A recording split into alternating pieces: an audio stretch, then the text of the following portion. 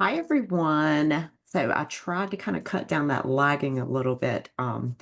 Someone had told me, it was a friend of mine had said that they've watched some of my videos and in the very beginning, that awkward, I don't know, 8, 10 second silence of me looking around was annoying. Anyway, so hopefully I cut down on that lagging a little bit because that was actually just the slow connection to Facebook logging on or Zoom connecting to Facebook. But anyway, today is going to be an interesting topic. And let me ask you a question. Have you ever felt like you're doing everything right? You're eating cleaner, you're trying to stay active, maybe you've even cut back on the wine, but the scale still isn't budging, your clothes still feel tight, and you're bloated by the afternoon? If that's you, then I want you to let you in on something that most doctors aren't even talking about. And that might be that your liver is overloaded. And no, you don't have to be a heavy drinker to have liver issues. In fact, a lot of women that I work with have fatty liver and they have no idea that they have it. So, for those of y'all joining, I am April Blackford, and I am a functional diagnostic nutrition practitioner, and I specialize in gut health and hormone health for women. I do work with men too, but I specialize in women. And thank you for joining today. And today I'm going to walk you through what fatty liver actually is, why it's showing up more and more in women in their 40s and 50s, and the top natural strategies that I use in practice to heal the liver, reset metabolism, and finally get things moving in the right direction. Now, first, let's start off with the basics. Like, what is fatty liver?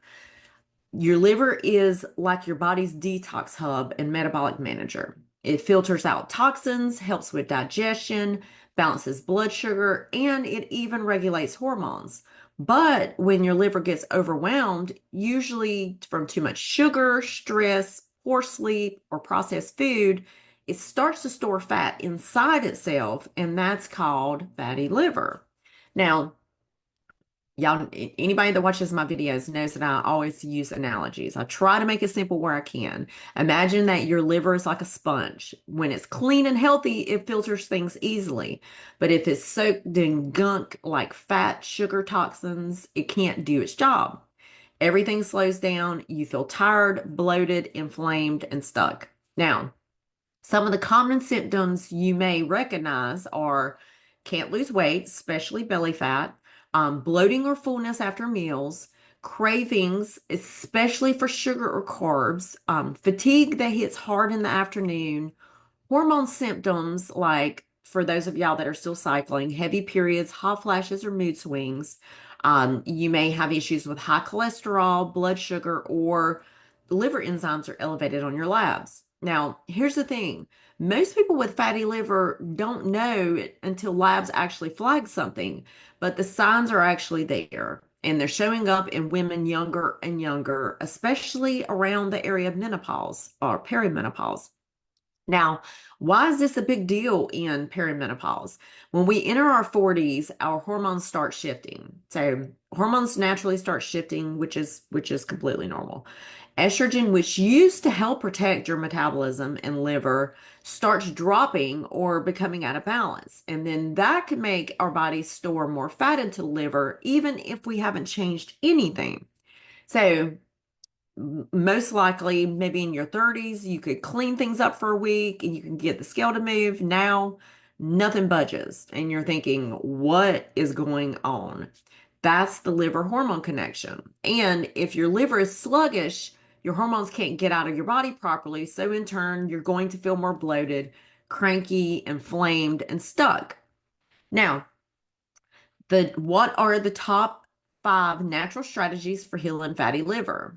So, number one is going to be balanced blood sugar every day. This is going to be your biggest needle mover. Sugar and processed carbs are the biggest culprits in fatty liver, even more so than fat. A lot of people associate fatty liver with fat. So it's actually more connected to the biggest culprits are sugar and processed carbs.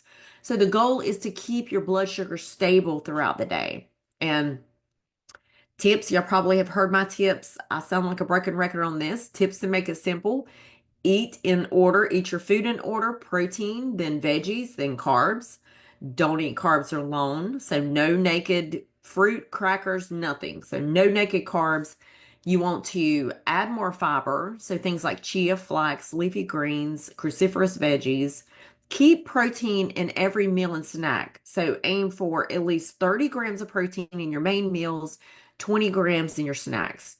And lastly, even walking just 10 minutes after meals can help your liver burn fat and stabilize blood sugar. I like to call this the digestion walk too, because it does aid in digestion in general. Now, the second thing you do is eat liver loving foods. So you want to think of these like a little mini daily detox. So no crazy juice cleanses needed. Just incorporate these foods into your daily rotation. Leafy greens like arugula, kale, and spinach. Cruciferous veggies like broccoli, cauliflower, and Brussels sprouts. And then you have beets and carrots and lemon water daily. And regularly start rotating herbs in like cilantro, turmeric, and ginger. And a neat little trick is a splash of apple cider vinegar before meals, if your stomach can handle it and your esophagus, and make sure that you dilute it. Please dilute it in water. So it's not about being perfect, it's about making your meals work for your liver, not against it. The third thing that you can do is, and this is an important piece that really moved the needle, made an impact with my clients, is heal your gut.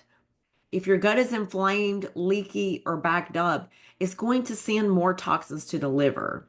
Your liver then has to work overtime, and that contributes to inflammation and fat storage. Now, things that you want to watch out for: bloating, reflux, constipation, diarrhea, reactions to certain foods like gluten, dairy, sugar.